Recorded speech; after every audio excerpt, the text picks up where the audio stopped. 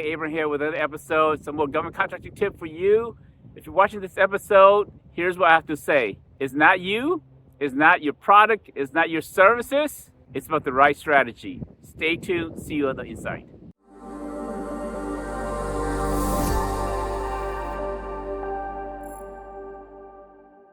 All right, welcome back, folks. I am at the top of Stone Mountain. As you can see, the sun is about to come out. Oh, yay! Sunrise from the top of Stone Mountain. It was dark outside. When I got here, I had to wear this light here to walk up through all the rocks to get to the top. But it's awesome. Awesome to be here. So hopefully the sun shines while we're doing this episode. The sun rises over the horizon while we're doing this episode, hopefully. But got some more government contracting tip for you. In today's episode, I want to talk about it's not you, it's not your products, it's not your services, it's about the right strategy. So do you have the right strategy? I don't think you have the right strategy. So when you go out there into the government contracting marketplace, you're thinking, I got to go and pitch my product. I got to go pitch my services. That is the wrong approach. Bad idea. Why? Because let's assume you do IT services. Guess what? There's about over 1 million other businesses that does IT services. So if you're pitching IT, you're competing against 1 million other companies. Or if you manufacture a product, let's assume you want to sell a uniform. Guess what? There's thousands of companies that sells uniforms.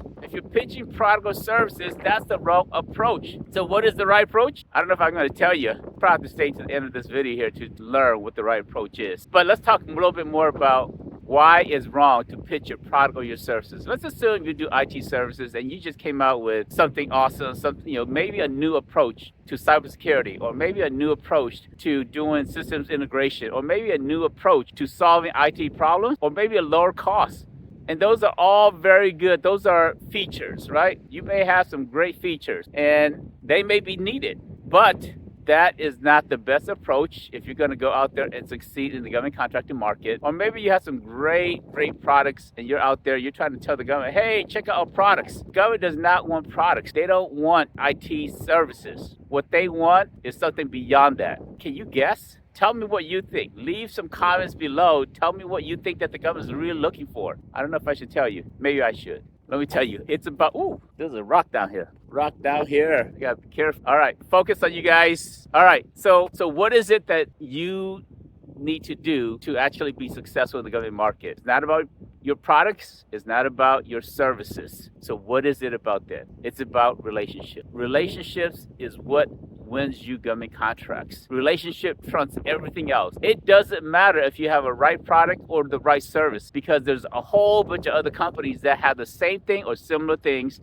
That's not distinguishing enough. So relationship has to do with this, sir. It has to do with KLT. That is the secret to success in the government market. So when I say relationship, it's about KLT. So what is KLT? KLT is know, like, and trust. So practically, what does that mean? So know, like, and trust is this here. You have to go and build KLT. First of all, you have to get someone to know you. So you have to do your market research. You have to build your list, your prospects. Find the contracting officer, find the program managers, find the agencies that's the right match for your product, your services. But you can't offer your product, your services, because you got to offer you. They have to know you. So that's step number one, is getting to know someone and letting them get to know you a little bit. So know is the first step. So know is just the research, knowing someone, building a list, knowing where to go, who to talk to. That's the first step. Like means that you have to engage and you have to foster and nurture a relationship. You have to get to know someone, let them get to know you,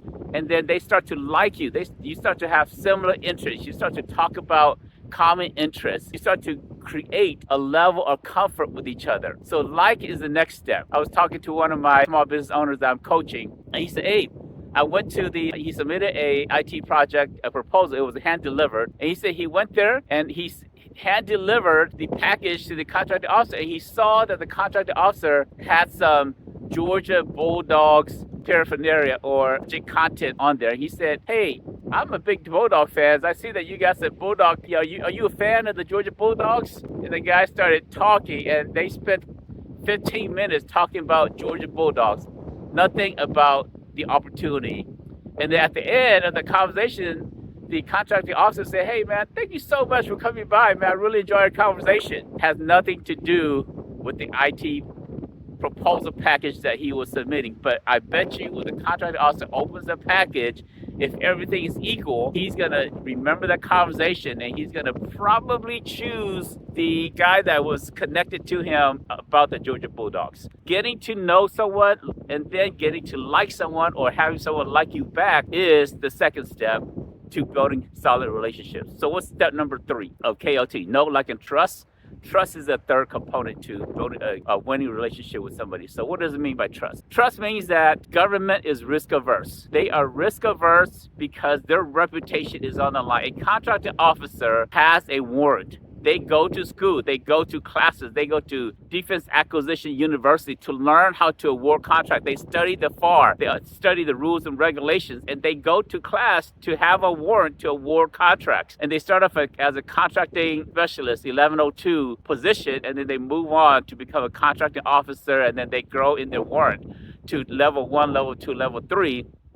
And so their livelihood is on the line. And if they award a contract to someone that doesn't do well, they award contract to someone they don't know, they don't trust, their job, livelihood is on the line. And then the mission of the agency, the mission of that project, of that initiative itself is a failure. And so they have to get to know you. They have to like you, and then they have to trust you. They have to trust that you're going to take care of them, and that when something goes wrong, that you're not going to complain. You're going to say, hey, let's fix it. If you make a mistake, that you're going to own up to it, that you're going to say, hey, we dropped the ball and we're going to fix this here. Trust goes beyond just knowing and liking.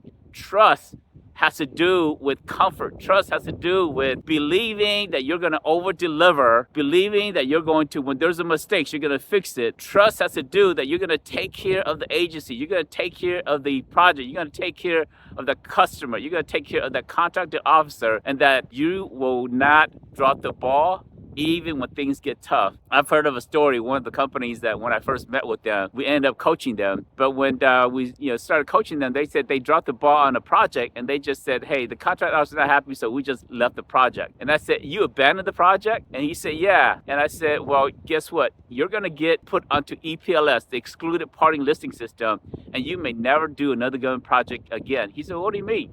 Because now you lost the trust of the agency, and they're going to give you a bad CPAR. They're going to rate your performance, and they're going to put you on the excluded list, and you will not be able to do another good project. You say, oh man, what do I need to do? We say, you need to go back, apologize, fix the problem, and then tell them that you will make it right. And so that's what he did. He eventually got another $1.2 million project. So you got to create KLT. So it's not about you, it's not about your product or your services, it's about trust KLT. That's ultimately how you win government contracts, and that's really how you win sole source contract. When an agency trusts you, when a contracting officer trusts you, they will award you a sole source contract. $4.5 million with civilian agencies, or $8 million with DOD. So there you go.